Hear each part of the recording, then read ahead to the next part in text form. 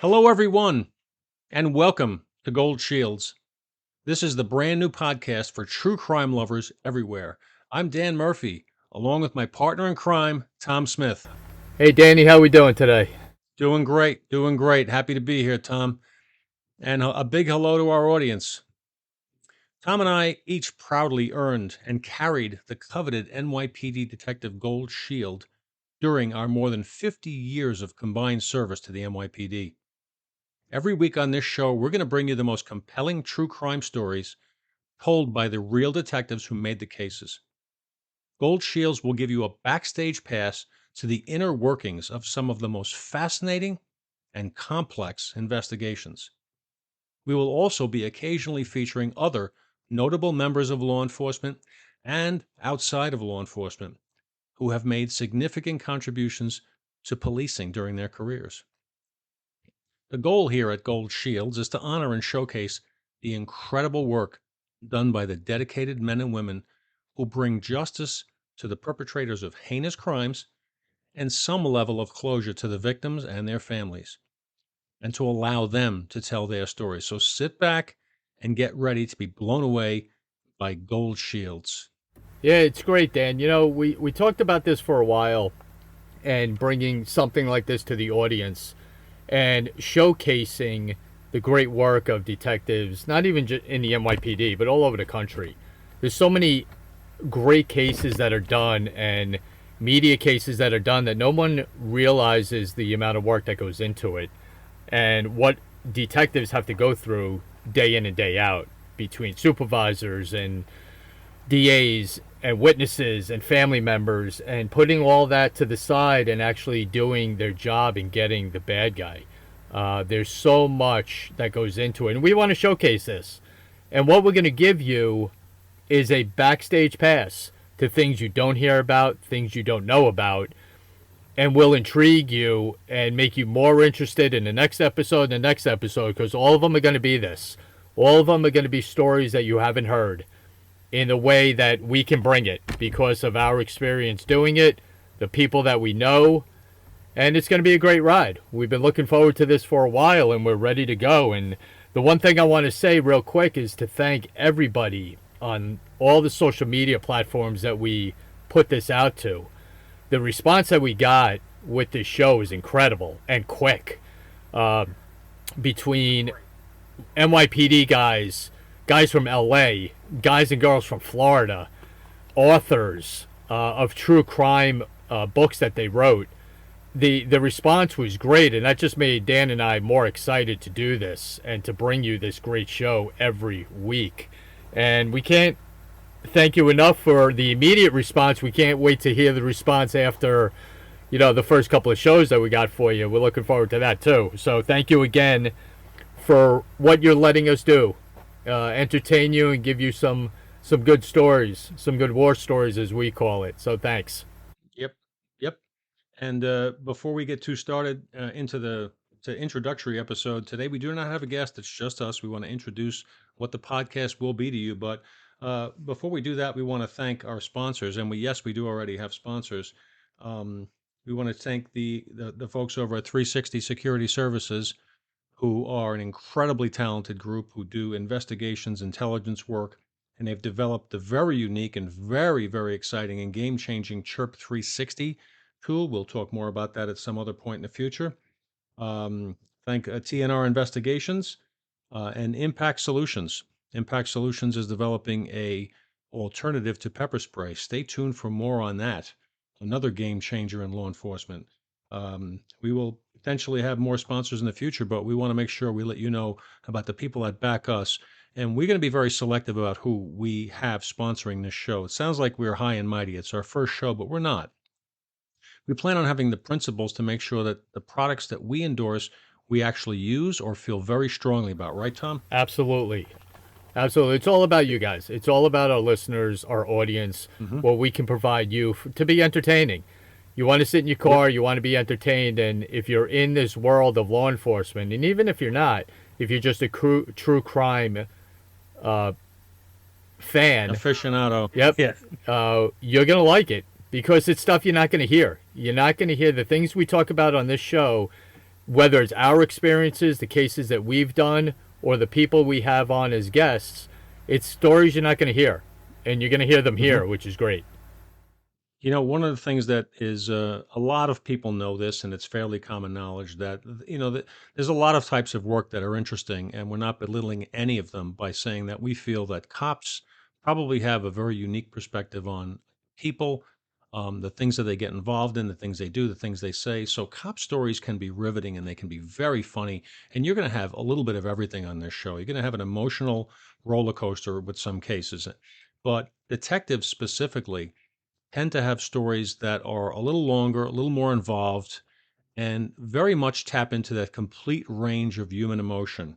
And they have the unique position of becoming far more involved in the lives of their victims, of the victims of the crimes they investigate and the families. And they're generally handling the most serious of crimes. And this requires an ability to deal with virtually all types of people. Tom and I were talking just earlier about a case that he had, and if you want to share a snippet on that one and what it was like, there's a great deal of satisfaction that goes into closing a significant case.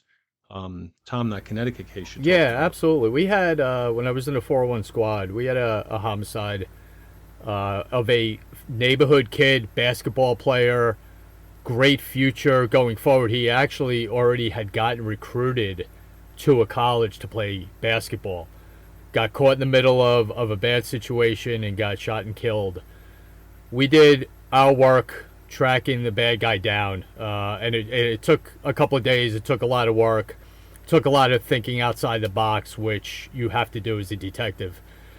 But like Dan said, one of the things, just to back up, we deal with families a lot, and we want to bring closure to the families and to bring justice to the victim. And that's our goal as a detective, whether it's in the city, whether it's a different department somewhere else. That's what we want. And this case was that in and of itself. It was, very satisfying. We ended up tracking the guy down to a house in Connecticut. And lo and behold, and I told Dan this, you couldn't have made this up on a TV show. And if it was on a TV show, you would have turned the channel. But as soon as we pull up to the house to start surveilling it, the perp walks out of the house with his bags in his hand to get a cab. 3 minutes Hmm. after we were sitting there. So we get the Connecticut State Police along with the department we were working with and stop the car on one of the highways there. We get him out of the back seat.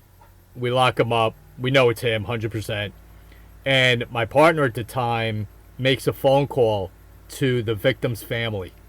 And while we're on the side of the road with this perp in handcuffs, you could hear the cheering and crying over the phone Hmm. when we got this guy. All That's their right. sorrow, all their grief of losing their son and their brother went away for a little while. It Hmm. came back obviously with the services that were held later on, but a couple of days after a tragic event, we were able to make them smile a little bit, make them cry, make them laugh and cheer. And that's what that phone call was on the side of the road. And you got to chill. Hmm. And that's what you do as detectives. And sometimes it works Hmm. out and sometimes it doesn't, but a lot of times it does. And when you get that kind of reaction from a family after working hard for 3 or 4 days with only them in mind, all right, we don't do this for us. We don't, because we don't get anything out of it. To be honest, there's Right. nothing we get. Hey, Hmm. great job, that a boy, and that's about it. Here's another one. To Here's be another one. to give Mhm. what we were able to give to that family meant everything. Yep. So why don't we just, you're probably asking yourself that we've alluded to our careers in the NYPD, but a very brief overview, Tom, and then I'll give mine as to some of our experience and our perspective. Um, Tom, go ahead. Start. When did you start and all that other stuff? What Yeah, made you want to come onto the well, police I department? grew up in a NYPD family. My dad was an NYPD detective in the. He started in 1950. Got promoted to detective some point in the late 50s, early 60s, until his retirement in 1976. So I grew up around it. It's the only thing I ever wanted to do. I used to steal his Mhm. shield, put it on my pants, and run around the house pretending to be a detective. And that's all I wanted to do. I wanted that shield in that department. No other department, no other shield. That one. Hmm. And Yeah. when I got out of the academy, yes, you're a police officer, but being a detective was still on my mind. So I was assigned to Mhm. the 30 precinct up in the west side of Harlem and part of Washington Heights, where I was on patrol. Did a nice couple of years in anti-crime plainclothes unit that dealt with robberies and gun arrests and a lot of patterns. From there, I went to Bronx Narcotics, where I got promoted to detective in 1997. Great day to have my family there and to start a dream of being an NYPD detective. From there, went to Bronx Gang Unit, where I was lucky and fortunate enough to have such a great sergeant in the Bronx Gang Unit named Dan Murphy. Who's that You guy? might have heard of him. He's the guy on the other side of the mic. I haven't heard anything good about him at all. He Not at did a all. couple of good things. Worked out pretty well. 26 years later or so, we're still friends, so he did something right. Yeah. All right. It's good to And hear. then from there, went to 5-2 Robbery Squad, 4-1 Squad, and then in the middle of that, 9/11 happened. And like all of us Hmm. in the NYPD, our career path, our thoughts of what we wanted to do dramatically changed. Because Hmm. right after that, I was assigned to the FBI's Joint Terrorism Task Force, where I spent the last 17 years of my career. And those stories we can spend the whole show on, and we will. We'll touch on a few of them, not to take up the time now, but that experience there in dealing with a global terrorism network on every level was an experience I can't match.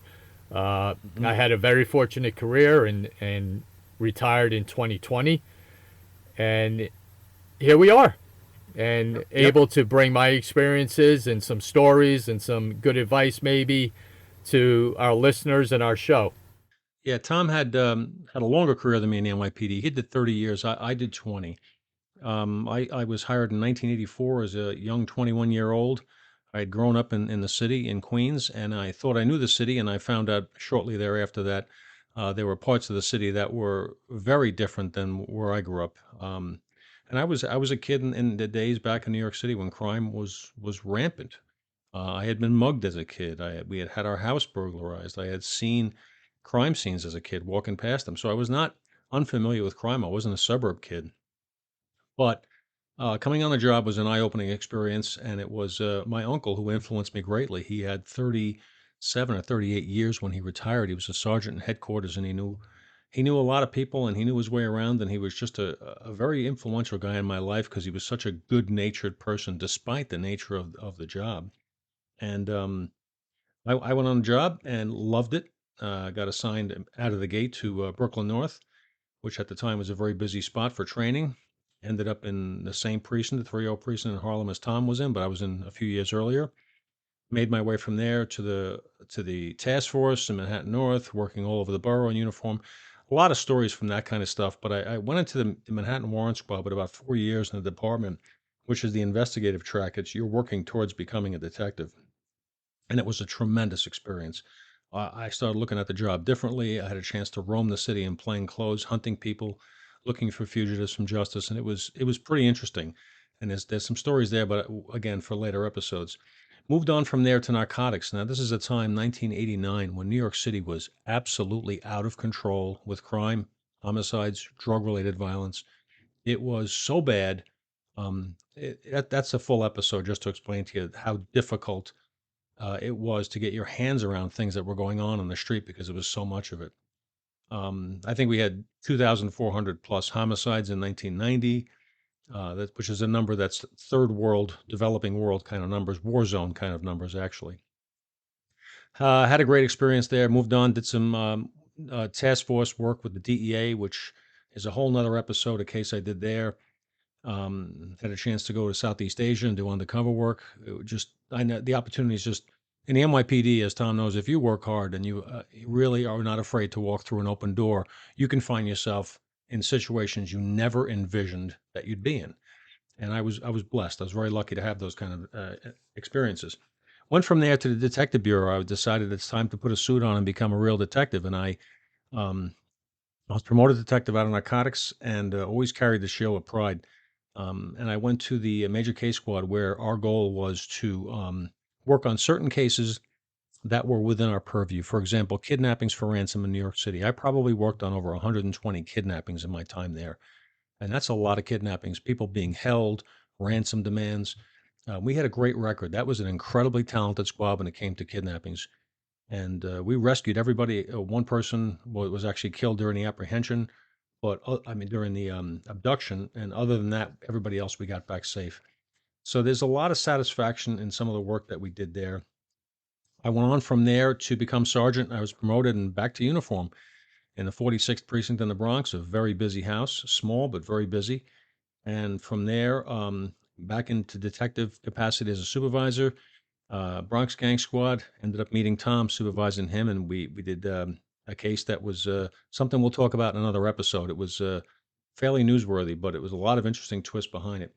And then from there on to a unit called Taru, where I was on 9/11. And like Tom, the trajectory of my career changed too. I got a call from the chief of counterterrorism. I was on top of the pile on a sat phone. I get a call. Want you to come and take a squad in the terrorism task force as a supervisor. And of course, at that moment, being on the pile and having friends and colleagues and coworkers and people I grew up with dead underneath us, it was as though the easiest decision I probably ever made. Of course, I'm going to go be part of the solution to this. The answer to this, of course. So that was my last stop in the PD. Retired, went into the corporate world. Got out in early '04, and I ended up becoming head of security for a couple of companies, including a chief security officer role. I've written a book on workplace violence prevention program development. I've done some paid speaking gigs. I've consulted with a couple of companies in business development. Tom and I actually have a couple of things going on right now, business development wise. But other than that, I'm just really, really excited and happy to be here. Tom and I talked about this. There are stories that need sharing because they are a glimpse into the human experience. Detectives get a first shot at that because of their intimate relationships with victims and even perpetrators. We get to sit in rooms with them for hours, interviewing them and finding out what their lives are like and finding out their motivations for why they did the things that they did. And sometimes it's common and sometimes it's very surprising and eye opening. So, we hope to bring detectives and investigators from around the world on this show who are going to share with you their stories, and they're going to be moving stories.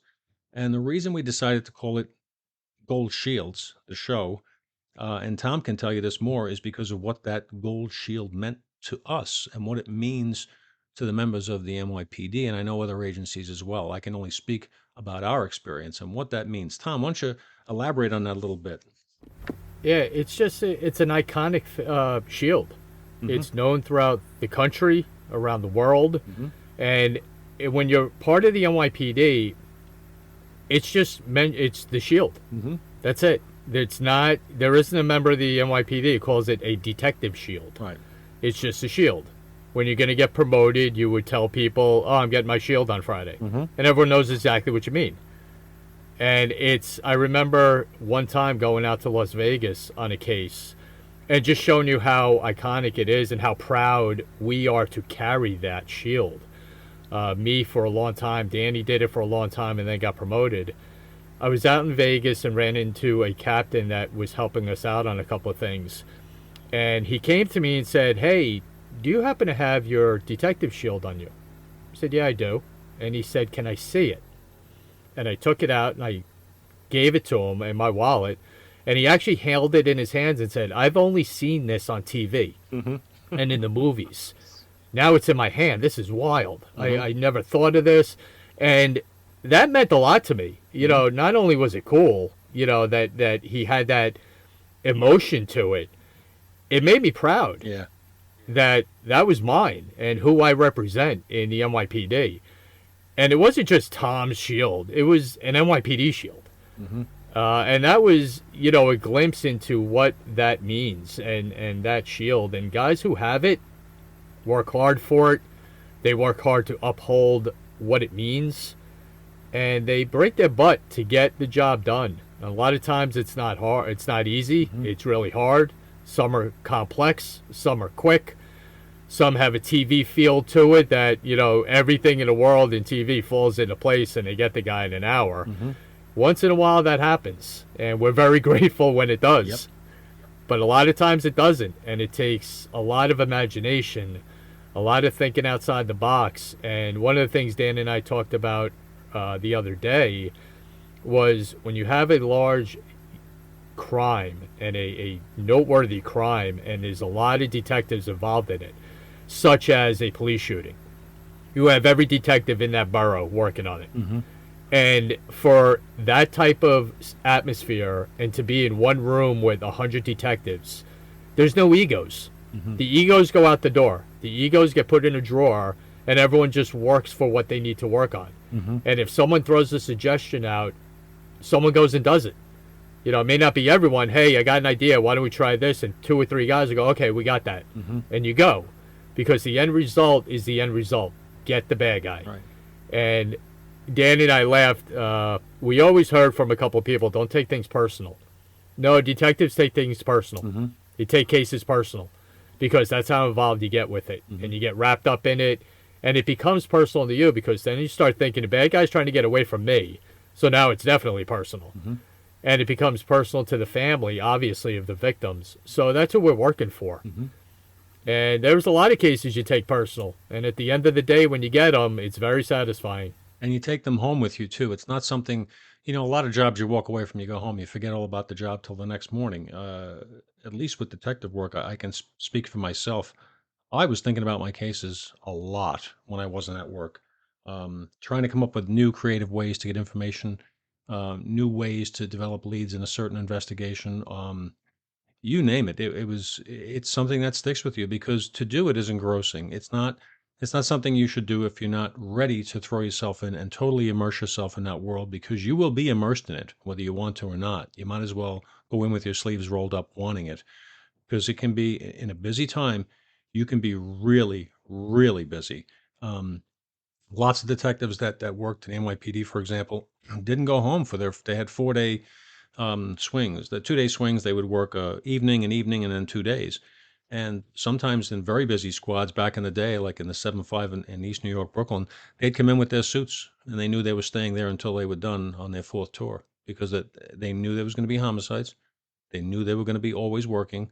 They would grab a few hours sleep in the dormitory in the precinct, grab a cup of coffee, and hit it again. That's the nature of the work sometimes. A lot of times it's not like that. But you make a commitment when you do this, and that commitment you represent a lineage, and there's a history of, and Tom's father was a part of this, and I had a chance to meet when I first came in the department and first became an investigator.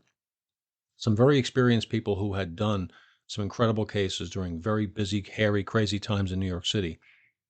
And they handle themselves in such a way, and I wanted to be like them. I wanted to learn how to talk to people the way they did, to learn how to write reports the way they did, to learn how to testify how they did, to learn how to simply handle yourself at a scene to give confidence.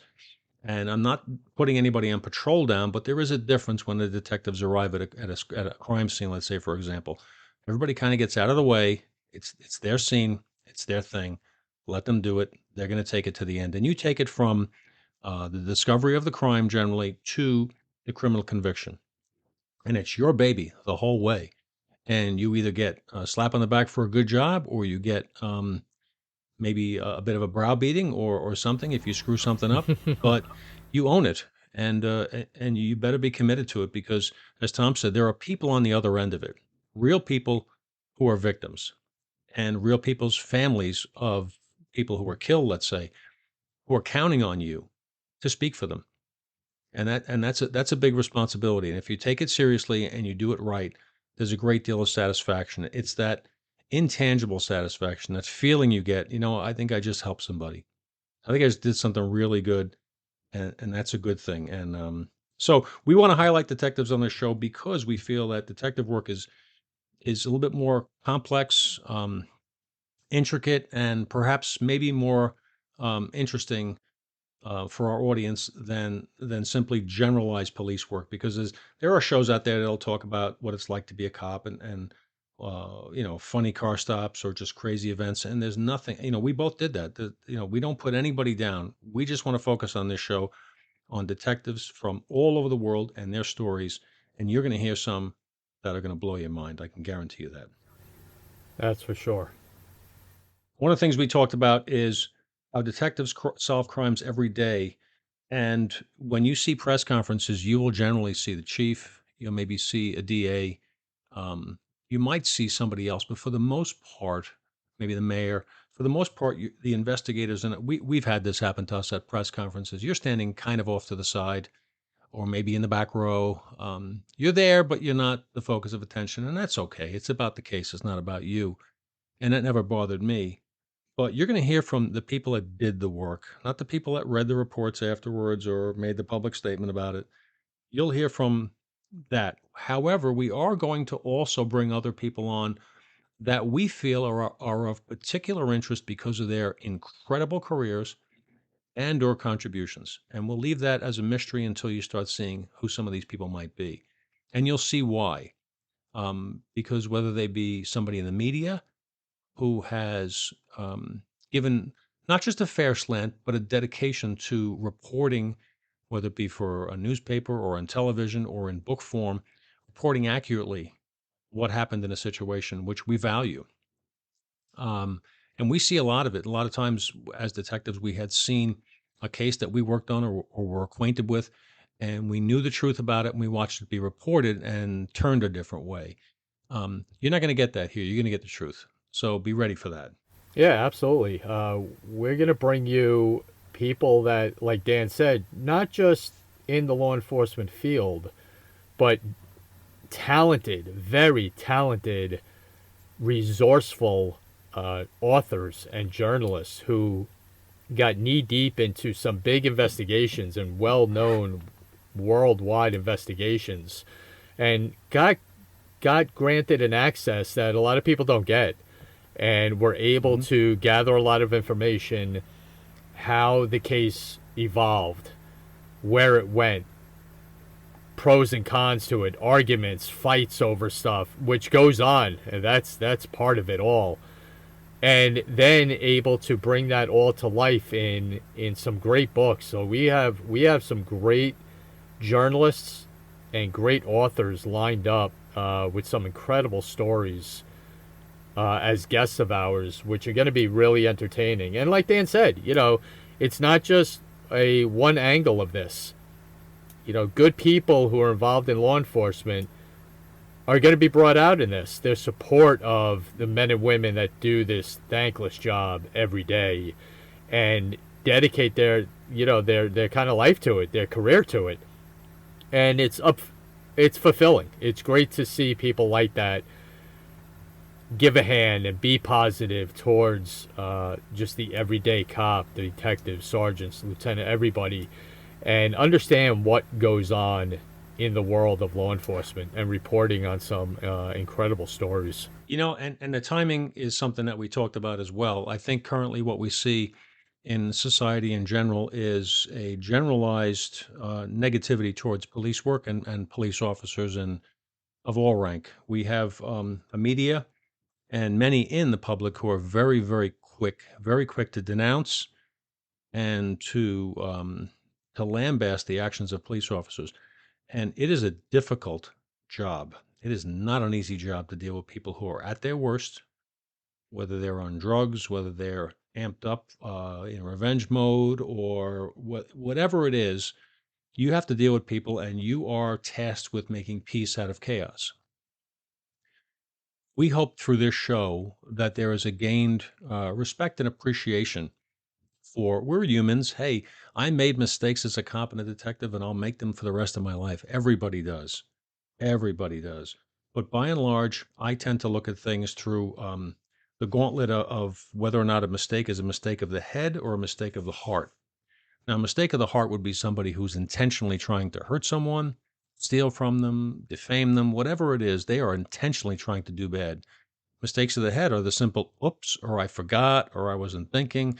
That kind of stuff happens all the time. And I tend to see a lot of times that police officers are treated as though everything they do is a mistake of the heart, and that's just not the case. We've got to be careful differentiating that because human beings make mistakes. But we're not going to have a show to talk about mistakes. We're going to have a show to talk about uh, casework, important things. And if you're a true crime fan and you don't like this show, let us know. If you're a true crime fan and you like it, let us know. We have a click down on our website, which is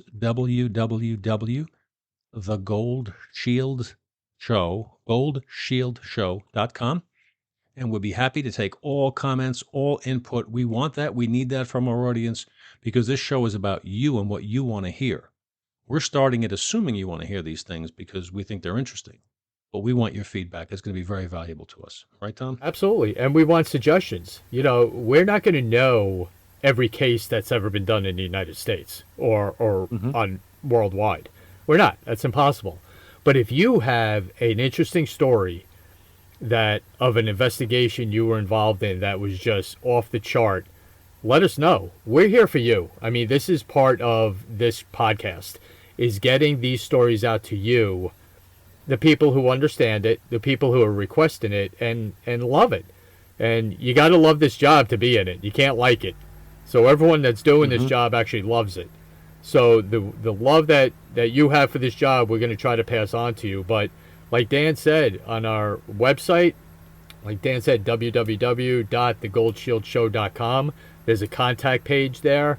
Let us know your stories. We'd love to hear it. And I'll give you this guarantee. Dan and I are not going to send out a generalized, hey, thanks for contacting the Gold Shield Show. We'll be in touch. We're going to answer your emails. We're going to be in touch Mm-hmm. with you because the show's for you. The show's about you. Mm-hmm. We're done. That's right. We're done with our careers.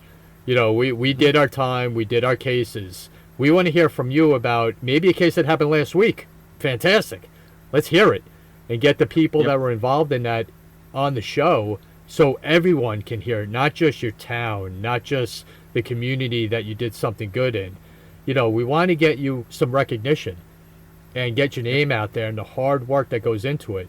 And Mm-hmm. you're looking at two guys or listening to two guys who completely understand the work that it takes. It is not easy. It's not Oh, no. easy one bit. And we know that. Nope. So we want to hear it from you. Our website or just an email is contact at thegoldshieldshow.com if you don't go on the website. But the website's a great little read. We're going to have our bios are on there. We're going to have our episodes on there. And going back, like Dan said before, about inclusion of different things, we're going to have special episodes throughout the year. We're going to have an episode about Police Week. We're going to have a 9/11 episode, obviously. Right. And Right. other things that come up. We're going to bring attention to special events that happen. If an event happens prior to us recording a show, we're going to bring it up because we think it's important. Mm-hmm. Yep, and it's not a current offense or current affair kind of show. We're not just going to be talking about out of the newspaper things that are happening, but if it's something newsworthy that we think is relevant to the subject matter and to the listeners' demands, if you guys want to hear that kind of stuff, we're going to go into it because it's a listener-driven show. You'll tell us what you want to hear. We will respond. So, with that in mind, again, I think we should probably. Again, and we will always be thanking our sponsors. And this is our first episode, and we're excited about it. And we will mature and we will evolve. Today, we just want to introduce ourselves, introduce the concept of the show, let you know what we're going to be doing, and give you an opportunity to let everybody else. Please, if you like true crime, you're going to get the best true crime stories here. It's not just going to be a bunch of cops sitting around talking. It's going to be in depth about what happened in a case, how it was solved. If you like any investigation discovery TV shows or forensic files, you're going to get so much of that stuff here. Real stuff, not the fictionalized dramas that are on TV where everything is solved in 5 minutes with you look at a pile of blood and you say, well, that looks like it's John's DNA. So well, let's go lock up John. It doesn't work that way. You're going to hear from real people how things do work, and you'll probably be surprised. I will probably be surprised because technology changes all the time, right? Um, Never think you know it all, ever. I learned that in a big way in my life and career. Never think you've seen it all or know it all because you can be surprised, and we plan on it. And I'm looking forward to it myself because we're going to have great guests. So back to our sponsors, 360 Security Services out of Minneapolis. Fantastic guys, and their Chirp 360 tool, CHIRP 360. It is an anonymous capable online reporting system that any organization can use and put as a drop down on your website or as an app, and you can report concerns of any nature. And those concerns are sent to the people at the organization responsible for fielding those and assessing them, as well as the 360 team of career threat professionals who come from the likes of the Secret Service and the FBI, phenomenal investigators. Next up is TNR Investigations, wide range of investigation services. Look on their website, TNR Investigations, and you'll see what they do. And Impact Solutions, the alternative to pepper spray that we hope to see rolling out among law enforcement to help them handle situations in a way. I know you can talk about it too, Tom. I never used my pepper spray once in my police career because of the downside of it, right? The after effects of it are just so detrimental to the rest of your day. Um, but apparently, the impact solution is water based, it's not airborne. You can use it in closed environments, you can use it in small situations without it impacting anyone but the person hit. And I've seen the videos. The return to normal is absolutely immediate. Right, Tom? Absolutely. It's a great product, which will be nothing but help, a good alternative on the street to the cops who need it. It'll be a great Hmm. product and getting rolled out very soon. Yeah. Tom and I are very big believers in helping any way we can at this point in our career, cops in general around the world getting their jobs done and staying out of harm's way, whether that be physical harm, civil or criminal harm, because everybody's gunning, metaphorically, for cops. So if you can get the job done without having to go to hands on, without having to use a tool that might be lethal, and you can get it done safely and go home that night without having to worry about anything, that's a good thing for society, and it's a great thing for the profession. And the profession is on the ropes right now. Policing is taking a hit, and people are reluctant to join police agencies, and people who are there are leaving, and something has to change positively. And I think it starts with public support, and it starts with an understanding of how difficult the job can be. So if we can be in some small way a factor to help this overall effort to get America back to a point where police are respected, they're trained and given the right tools to do the job in a way that's acceptable and satisfactory to all parties, well, then we've accomplished something. Right, Tom? Absolutely. And the one thing we're going to bring up every show is for everyone to remember, pray for all the cops out there. Hmm. Pat, the ones that are out there every day, leaving their house, hoping to God they get home at night, and the ones who Yep. made the ultimate sacrifice to make sure that everyone on their community is safe, and they paid the price for it. And we always, always, every show are going to have our listeners and us remember them. We just Hmm. had a cop the other night get shot in the Bronx. Luckily, he's okay. But that just shows you how quick it happens, how often it happens. Last year's Yeah. numbers were off the charts with injuries and shootings and deaths in the United States, and that's got to stop. But Right. we're going to definitely bring the attention to it to have all of you keep them in your prayers, keep their families in their prayers, because Hmm. the family members are just as involved, hoping that Yep. their loved one comes home at the end of the night. And Dan and I have been through that 50 plus years of that. So just Hmm. always, every day, thank a cop, think of them, both presently and past, okay? That's one thing Yep. that both of us are very heavy on. Passion. Yeah, we're passionate about that, to say the least.